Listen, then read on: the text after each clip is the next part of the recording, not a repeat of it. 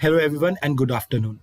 My name is Vivek Sharma and today we will be discussing about three major articles.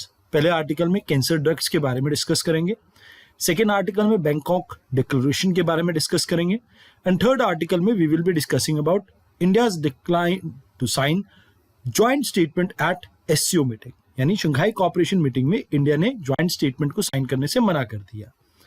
आइए सबसे पहले article को देखते हैं। देखिए, कैंसर क्या होता है? एक अनकंट्रोल्ड ग्रोथ होती है, डिवीजन होती है आपके सेल्स की, जिसकी वजह से ट्यूमर लाइक सिम्टम आपको देखने को मिलते हैं एंड इससे कहीं ना कहीं ये पूरे पार्ट के अंदर, बॉडी पार्ट के अंदर आपका फैलने लगता है। अब इसमें ब्लड के अंदर या लिम्फेटिक सिस्टम दोनों का ये पार्ट हो सकता है एंड इसके ऊपर जो दवाइयां इंपैक्ट करती हैं दैट इज कीमोथेरेपी।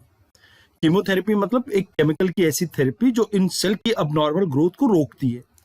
अभी ब्यूरो ऑफ इन्वेस्टिगेशन जर्नलिज्म की एक स्टडी के अकॉर्डिंगली जो कॉमन कीमोथेरेपी की मेडिसिन हम यूज कर रहे हैं ये क्वालिटी टेस्ट में फेल हो गई है और ये लगभग 100 से ज्यादा देशों में एक्सपोर्ट की जाती है। तो कहीं ना कहीं इन ड्रग्स की एफिकेसी, इनकी जो पेशेंट सेफ्टी है और रेगुलेटरी ओवरसाइट है, इन सब के ऊपर एक सवालिया निशान उठता है। अब देखो, जो कैंसर है अलग अलग टाइप के हो सकते हैं, बट मेजरली अगर आप इसके कॉजेज को समझें तो ये एक जेनेटिक म्यूटेशन के कारण हो सकता है जिसमें डीएनए के अंदर वेरिएशन आ जाए। फिर लाइफस्टाइल फैक्टर्स जैसे आपकी डाइट वगैरह किस तरह की है, आप अल्कोहल कंज्यूम करते हो, ओबेसिटी है, इस तरह की चीजों के ऊपर ये डिपेंड करती है।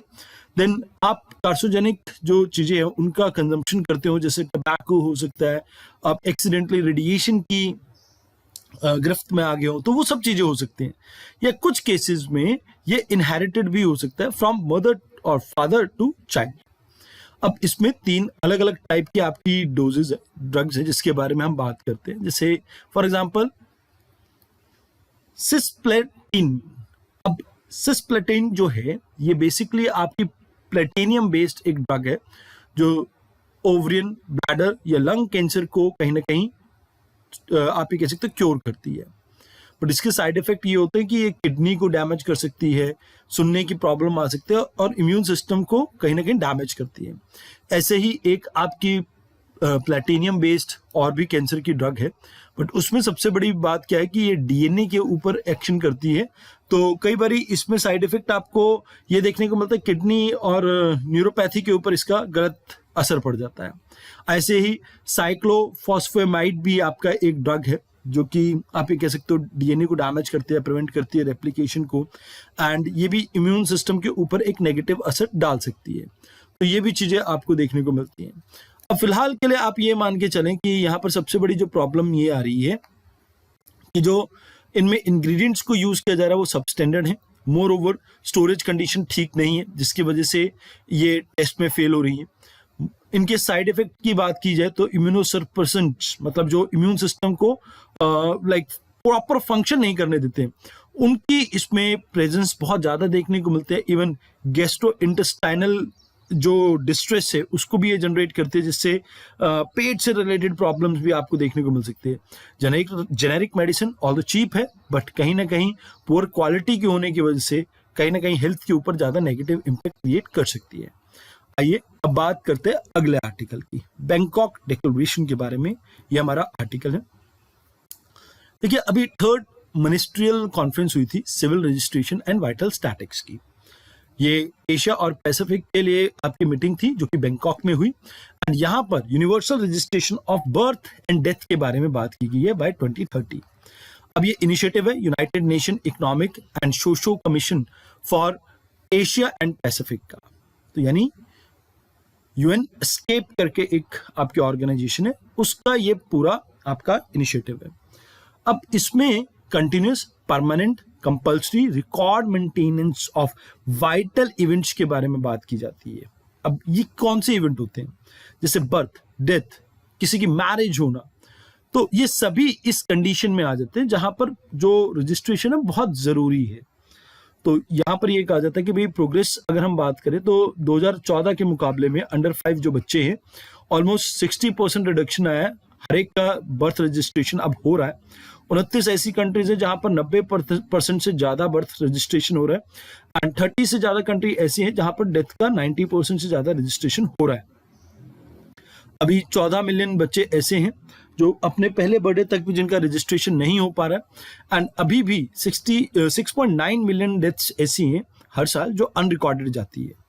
तो यहाँ पर हम चाहते हैं कि भाई एक पर्सन की लीगल आइडेंटिटी को हम इंश्योर कर सकें ताकि उसको वेरियस राइट्स या सर्विसेज का एक्सेस मिल सके। मोर ओवर डेथ और बर्थ का आपके पास स्टैटिक होगा तो स्टैटिस्टिक्स होगा तो इससे इनहेरिटेंस में कोई प्रॉब्लम नहीं आएगी, एंड कहीं ना कहीं आपको पब्लिक हेल्थ या बाकी पॉलिसी मेकिंग में कोई प्रॉब्लम नहीं आएगी। इससे आप गुड गवर्नेंस प्रमोट कर सकते हो, खासकर सस्टेनेबल डेवलपमेंट गोल से इसको रिलेट कर सकते हो। देन यहाँ पर अगर हम बात करें तो की डिक्लेरेशन में मेजर चीजें ये होती है कि भाई हम इंक्लूसिव सर्विस डिलीवरी के ऊपर फोकस करेंगे, डिजिटल ट्रांसफॉर्मेशन के ऊपर फोकस रहेगा, जेंडर इक्वालिटी को प्रमोट करेंगे, डाटा प्रिवेसी के ऊपर हमारा फोकस होगा, एंड सभी को उनके राइट्स मिल सके, लीगल रिकग्निशन के ऊपर भी हमारा फोकस होगा। 2030 तक इन एम्स को अचीव करना है और 100% बर्थ एंड डेथ रजिस्ट्रेशन इसमें रहेगी। तो ये चीजें हैं जो आपको इसमें याद रखनी है। अभी अगर इंडिया की अचीवमेंट की बात की जाए तो ऑलमोस्ट आप ये देखेंगे कि बर्थ का कवरेज जो है इंक्रीज किया है 86% से, अभी 96% तक आ गया। 2014 से पहले 86% रजिस्ट्रेशन होती थी, अभी 96% होती है, तो काफी अच्छा है।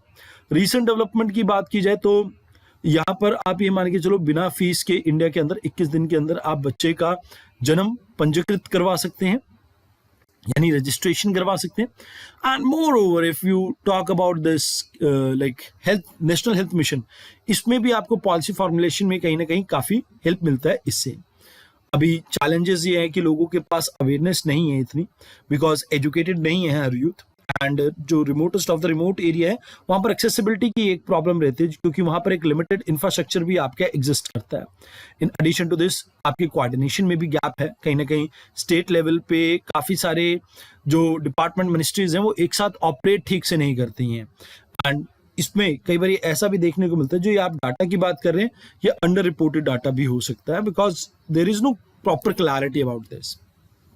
तो अभी अगर हम बात करें, वैसे ये जो आपका CRVS है, ये इनिशिएटिव कहीं ना कहीं आपको सस्टेनेबल डेवलपमेंट गोल्स को अचीव करने में, डाटा ड्रिवन गवर्नेंस को और इवन डिजास्टर रिस्पांस में आपको काफी हेल्प कर सकता है। आइए अब बात करते हैं SCO मीटिंग, ये शंघाई कोऑपरेशन ऑर्गेनाइजेशन की। अभी रिसेंटली ये मीटिंग चाइना में हुई थी, जहां पर इंडिया ने ज्वाइंट डिक्लेरेशन को साइन करने से मना कर दिया, क्योंकि इंडिया ये चाहता था कि पहलगाम इशू को इसमें इंक्लूड किया जाए, एंड यहां पर बलूचिस्तान वाले इशू को, कंसर्न को यहां पर रेज किया गया, बट इंडिया के पहलगाम वाले इशू को यहां पर निग्लेक्ट किया गया। तो जिसकी वजह से इंडिया ने कहा कि भाई आपको एक स्ट्रॉन्ग लाइक टेररिज्म के ऊपर भाषा का प्रयोग करना चाहिए, एंड हम इससे रजामंद नहीं है, हमारा टेररिज्म के खिलाफ स्टांस चेंज नहीं होगा, चाहे भले कितना ही डिप्लोमेटिक हमारे ऊपर प्रेशर हो। अब शंघाई कोऑपरेशन ऑर्गेनाइजेशन की अगर बात करती है, इंटर गवर्नमेंटल ऑर्गेनाइजेशन है जो फोकस करती है यूरेशियन कोऑपरेशन के ऊपर। इसमें Belarus, China, India, Iran, Kazakhstan, Kyrgyzstan, Pakistan, Russia, Tajikistan, Uzbekistan, ये सभी वो कंट्रीज हैं जो आपस में मेंबर्स हैं। अभी करंटली आप देखें तो 10 मेंबर्स इसके मेंबर कंट्रीज हैं, और इसे 2001 में फॉर्मुलेट किया गया था। बीजिंग चाइना में इसका हेडक्वार्टर है। रशियन एंड चाइनीज इसकी दो इंपॉर्टेंट भाषाएं हैं। 1996 में इसको शंघाई 5 के नाम से जाना जाता था, जब इसके member China, Russia, Kazakhstan, Kyrgyzstan और तजाकिस्तान हुआ करते थे। अभी इसमें उज्बेकिस्तान आपका ऐड हुआ 2001 में, इंडिया पाकिस्तान हुआ 2017 में, उसके बाद ईरान 2023 और बेलारूस 2024। इनको रीजनल स्टेबिलिटी और सिक्योरिटी को प्रमोट करना है। कई बार इसे नाटो का काउंटर भी कहा जाता है। एंड कॉम्बैट करना टेररिज्म, एंड कोऑपरेट करना एक दूसरे के साथ इकोनॉमिक और इंफ्रास्ट्रक्चर लेवल पे, मिलिट्री ट्रस्ट को बिल्ड करना और आपस में कल्चरल इंटीग्रेशन को प्रमोट करना, ये इसका मेजर मकसद था। अब जैसा मैंने आपको कहा कि भाई बलूच वाले इंस्टेंस को यहाँ पर इन्होंने इंक्लूड किया, एंड कहीं ना कहीं पहलगाम वाले इशू को यहाँ पर इंक्लूड नहीं किया गया।